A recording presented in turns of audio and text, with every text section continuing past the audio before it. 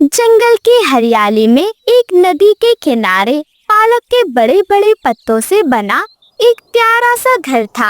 उसमें रहती थी रानो चिड़िया।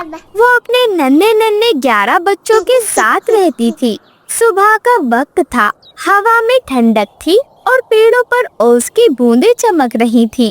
तभी आसमान में फड़फड़ाने की आवाज आती है। वो हरियाली तोड़ती थी। हमेशा की तरह वो अपनी चुलबुली आदत के साथ रानो चिड़िया के घोंसले के पास आई थी। अरे अरे रानो बहन, ओ रानो बहन, इतनी देर तक घर में क्यों बैठी हो? देखो, आज तो खेतों में मक्का और बाजरा बिखरा पड़ा है। किसान ने कल ही कटाई की है। आज का दिन तो जैसे हमारी दावत का दिन है। अगर अब भी तुम घर में बैठी रहोगी तो मैं कह दूंगी रानो बहन तो असली महारानी है। हा हा हा हा हा। अरे हरियाली बहन, तुम्हें तो हमेशा जल्दी लगी रहती है, लेकिन जरा मेरे बारे में तो सोचो। मेरे नन्हे नन्हे 11 बच्चे हैं। पहले उन्हें खाना तो खिला दूं, फिर देखती हूँ कि बाहर कैसे निकलना है। बच्चा छोटा हो या बड़ा, माँ का काम सबसे पहले यही होता है कि वो अपने बच्चों का पेट भरे और उन्हें सुरक्षित करे। तभी उड़ती हुई गोरी कवि भी वहाँ पर आ जाती है। अरे वाह वाह रानो, तुम भी ना बच्चों के बहाने हमेशा लेट कर देती हो। अब 11 बच्चों की माँ हो तो क्या तुम्हारा रोज का बहाना हो गया? देखना, एक दिन जब खेतों का सारा दाना दूसरे पक्षी खा जाएंगे ना, तब तुम्हें पछताना पड़ेगा। गोरी बहन, माँ बहाना नहीं बनाती। माँ का फर्ज होता है। दाना तो हर मौसम में मिल जाएगा, लेकिन बच्चों की सुरक्षा से बढ़कर कोई दूसरा काम नहीं। गोरी कव्वी गुस्से में चिड़चिड़ाती हुई उड़कर चली जाती है। मेरे प्यारे बच्चों, सुनो जरा ध्यान से। जब तुम अकेले बाहर जाओ तो सबसे पहले दरवाजे से झांकना, फिर ऊपर आसमान की ओर देखना, और अगर तुम्हें कोई बिल्ली या इंसान दिखाई दे तो फौरन घर के अंदर वापस आ जाना। याद रखना मेरे बच्चों, साहस और समझदारी दोनों जरूरी हैं। अरे हाँ हाँ मम्मा, अगर बिल्ली आई ना तो मैं जोर जोर से चीख चीख कर उसे भगा दूंगा। वो डर कर भाग जाएगी। ओए मम्मा, मैं तो पेड़ की ऊंची डाल पर जाकर सबको बता दूंगी बिल्ली आए, ताकि कोई भी ना फंसे। शाबाश मेरे बच्चों, यही तो चाहिए मुझे। तुम सब मेरी आँखों और मेरे पंखों की ताकत हो। अब मैं चलती हूँ, तुमने अपना ध्यान रखना है। इतना कहकर रानो चिड़िया उड़ जाती है और फिर जंगल के सभी पक्षी एक पेड़ की डाल पर मिलते हैं। कालू कौवा हंसते हुए कहता है, अरे अरे देखो देखो, आज तो रानो बहन वक्त पर आ गई, वरना तो हर बार बच्चों का बहाना लगाती रहती है। अरे अरे हाँ हाँ, आज तो चमत्कार हो गया, चमत्कार। मुझे तो लग रहा था रानो ने कहीं घड़ी खरीद ली होगी। मजाक कम करो दोस्तों और ध्यान दो। मुझे कुछ अजीब सा डर लग रहा है। खेत के पास जाल भी हो सकता है और बिल्ली भी। हमें सतर्क रहना होगा। अरे हाँ, सही कह रही हो रानो, हमें पहरेदारी करनी होगी। बिल्ली बड़ी चालाक होती है, वो कभी भी हमला कर सकती है। अरे अरे कबूतर महाराज, तुम्हें हर वक्त डर ही लगा रहता है और रानो ने तुम्हारे डर को और बढ़ा दिया। दाना सामने पड़ा है, खा लो, बाद में डरते रहना। और फिर सभी पक्षी दाना खाने में लग जाते हैं। तभी अचानक धड़ाम से कालू कौवा जाल में फंस जाता है। अरे अरे बचाओ बचाओ, ये जाल, अरे अरे ये किसने फंसा दिया मुझे? बचाओ, कोई मेरी मदद करो। वहीं बाकी सभी पक्षी उड़कर एक डाल पर बैठ जाते हैं। अरे अरे देखो देखो, वही हुआ जिसका डर था। ओ भगवान, अब तो बिल्ली भी आ रही है। तभी झाड़ियों के पीछे से बिल्ली निकलती है। उसकी आंखें चमक रही थी। बिल्ली सीधे कालू कौवे के पास आ जाती है। अरे अरे अरे, वाह वाह वाह, बड़ा करता था ना। अब तो मेरे बच्चों का खाना बनेगा। मेरे बच्चे तो भूखे होंगे, अब तुझे ही खिलाऊंगी। बाबा बिल्ली बहन, मत खाओ मुझे, मैं तो काला हूँ, कड़वा हूँ, तुम्हें स्वाद नहीं मिलेगा। तुम्हारे बच्चे उल्टी कर देंगे मुझे खाकर। अरे चुप कर, आज तुझे मैं जरूर लेकर जाऊंगी। बाकी पक्षी पेड़ की डाल पर बैठे हुए बस देख रहे थे, लेकिन रानो चिड़िया के दिल में साहस था। दोस्तों, अगर हम सब मिलकर कोशिश करें तो कालू भाई को बचा सकते हैं। ऐसे डरने से कुछ भी नहीं होगा। अरे हाँ, रानू बिल्कुल सही कह रही है। हम बिल्ली को चकमा देंगे। मैं उसके कान के पास जाकर चीखूंगी और वो परेशान हो जाएगी।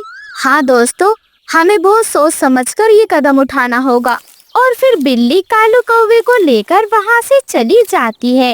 जंगल के सभी पक्षी एक साथ इकट्ठा होते हैं। अरे दोस्तों, मैंने देखा बिल्ली उस बड़े पेड़ के पास रहती है। हमें वहीं जाना होगा। मम्मा, हम भी मदद करेंगे। हम उसके इर्द गिर्द घूमेंगे, उसका ध्यान भटकाएंगे। शाबाश मेरे बच्चों, यही असली हिम्मत है।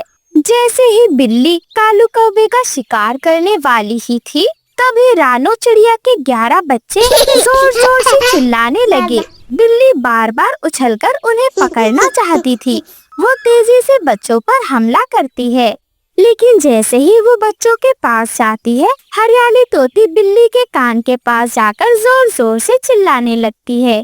वहीं दूसरी तरफ रानो चिड़िया जाल काटकर कालू कौवे को आजाद कर देती है और ऐसे ही कालू कौवे की जान बच जाती है। कालू कौवा शर्मिंदा था। धन्यवाद दोस्तों, अगर आज तुम सब ना होते तो मैं जिंदा नहीं बचता। सच है, दोस्ती वही है जहाँ डर के साथ साथ एकजुटता भी हो। मुझे माफ कर दो, अगर मैंने तुम सबकी बात सुनी होती और सावधानी बरती होती तो आज मैं यूँ मुसीबत में ना फंसता। और फिर जंगल के सभी पक्षी खुशी खुशी अपने घोंसलों की ओर लौट जाते हैं। रानो चिड़िया अपने घोंसले में अपने बच्चों को शाबाशी देती है। शाबाश मेरे बच्चों, तुमने बहुत अच्छे से अपना काम किया। याद रखना मेरे बच्चों, एकता और समझदारी से बड़ी मुसीबत को टाला जा सकता है। ये कहानी हमें सिखाती है, मुसीबत चाहे कितनी भी बड़ी क्यों ना हो, अगर दोस्ती और एकता साथ हो तो कोई भी जाल हमें कैद नहीं कर सकता। कभी कभी जिंदगी में ऐसे मोड़ आते हैं जब दिल और रिश्तों का सच खून से भी ज्यादा गहरा हो जाता है। आज की ये कहानी एक माँ की, लेकिन वो माँ खून से नहीं बल्कि दिल से बनी थी। ये कहानी है रानो चिड़िया की, जिसने बारिश की एक अंधेरी रात में 5 अनजान बच्चों को देखा और फिर दुनिया को सिखाया कि सच्ची ममता जात पात नहीं देखती। तूफानी रात, बादल गरज रहे थे, हर कोना बिजली के चमक से डरावना लग रहा था। रानो चिड़िया अपने छोटे छोटे पंखों को समेटे आसमान में डगमगाती हुई घर लौट रही थी। रानो चिड़िया तेजी से उड़ रही थी क्योंकि वो जल्द से जल्द अपने घोंसले में पहुंचना चाहती थी। तभी उसे एक पुराने सूखे पेड़ पर एक घोंसले से रोने की आवाज सुनाई देती है। रानो चिड़िया मन में सोचती है, ये आवाज कैसी है? इतनी रात को इस तूफान में कोई मासूम पुकार रहा है। क्या मैं सही सुन रही हूँ या ये सिर्फ मेरी ममता का भ्रम है? और फिर वो नीचे उतरती है। घोंसले में 5 छोटे छोटे बच्चे थे, भीगे हुए, कांपते हुए, भूखे प्यासे और डर से एक दूसरे में सिकड़े हुए। हे भगवान, ये तो बिल्कुल अकेले हैं। इनकी आंखों में जो डर है वो मेरे दिल को चीर रहा है। क्या इनकी माँ कभी लौटेगी? अगर नहीं तो ये मासूम कैसे जिएंगे? नहीं, मैं इन्हें ऐसे बेसहारा नहीं छोड़ सकती। मैं तो बस एक मामूली सी चिड़िया हूँ, लेकिन शायद इनकी तकदीर मुझे यहाँ ले आई है। और फिर रानो चिड़िया घोंसले के पास बैठकर घंटों इंतजार करती है और वहाँ पर कोई भी नहीं आता। ठीक है, ये अब मेरी जिम्मेदारी है। आज से मैं इनकी माँ हूँ। इनके आंसू अब मेरे आंसू हैं। इनकी भूख अब मेरी भूख है और इनकी सांसें मेरी सांसें। और फिर रानो चिड़िया चील के 5 छोटे छोटे बच्चों को अपने घर की ओर ले जाती है। अब रानो चिड़िया हर सुबह उड़कर दाना पानी ढूंढती और अपने पंखों से उन्हें खिलाती। ये देखकर पूरा जंगल हैरान था। एक दिन हरियाली तोती और गौरी कौवी दोनों उसके पास आती हैं। अरे रानो, ये कैसी नौटंकी कर रही है? तू चील के बच्चों को पाल रही है। एक चिड़िया होकर तो चिड़िया के बच्चों की नहीं बल्कि चील के बच्चों की माँ बनी बैठी है। अरे तुम्हें क्या जरूरत थी ये बोझ उठाने की? अरे तोती बहन, आप तो बस टहनी पर बैठकर गप्पे मारती हैं। मैंने बच्चों को रोते देखा है और मेरा दिल माँ बन गया। और माँ बनने के लिए खून का रिश्ता नहीं बल्कि दिल का रिश्ता होना चाहिए। अरे वाह वाह रानो, लोग कहते हैं कविता ही आत्मा होती है। एक कविता आत्मा को छू जाती है और रानो तुमने दिखा दिया कि कर्म कविता से भी ऊंचे होते हैं। तुम्हारी ममता ही सबसे बड़ी कविता है।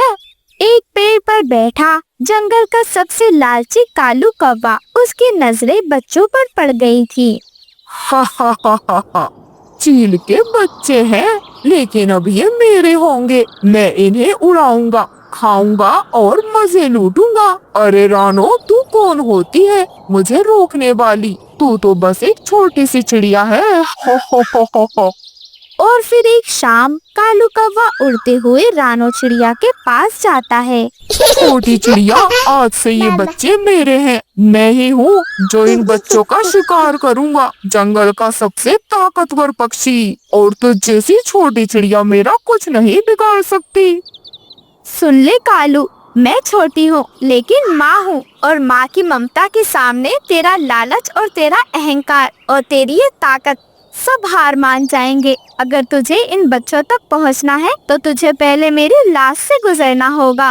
तभी हरियाली तोती भी उड़ती हुई आती है और दोनों मिलकर कालू कौवे से भिड़ जाते हैं। दोनों में घमासान लड़ाई होती है। दो पक्षियों के आगे अकेला कालू कौवा हार मान जाता है, क्योंकि हरियाली तोती और रानो चिड़िया उसकी आंखों पर वार कर रहे थे। कालू कौवा चिल्लाता हुआ वहाँ से भाग जाता है। ऐसे ही धीरे धीरे कुछ समय बीत जाता है। कुछ दिन बाद एक बड़ी सी चील आती है। उसकी आंखों में आंसू थे। रानो चिड़िया के पास छोटे छोटे बच्चे खेल रहे थे। ये तो मेरे बच्चे हैं। हे ऊपर वाले, इनका चेहरा देखकर मेरी रूह कांप गई। रानो, क्या तूने इन्हें बचाया? तूने इन्हें पाला तो सिर्फ चिड़िया नहीं, तू तो सच में देवदूत है।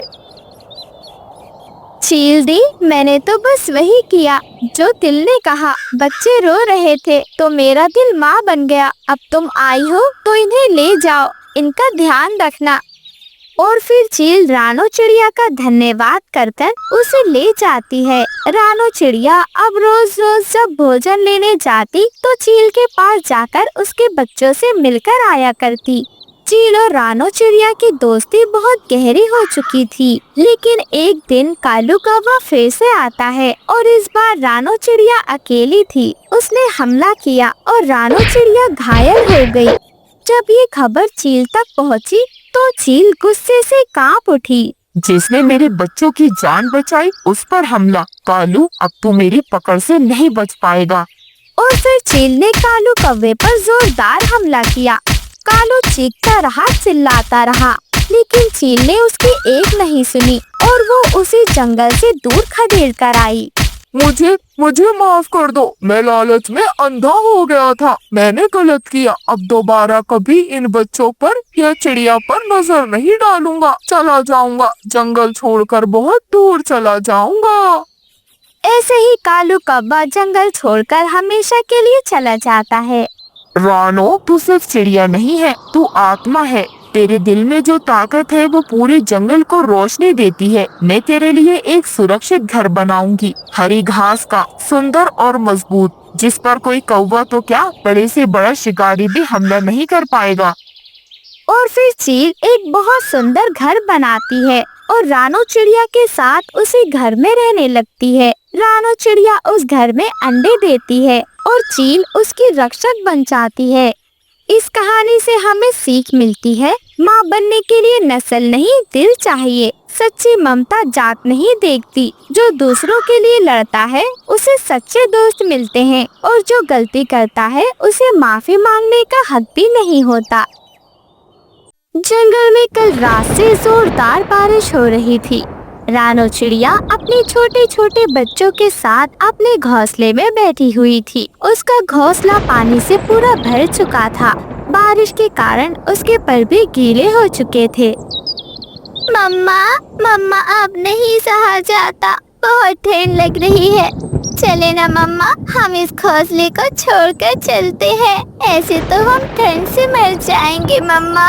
मेरे बच्चों, अगर हम इस घोंसले को छोड़कर जाएंगे, हमारे जाते ही हमारा घोंसला नीचे गिर जाएगा।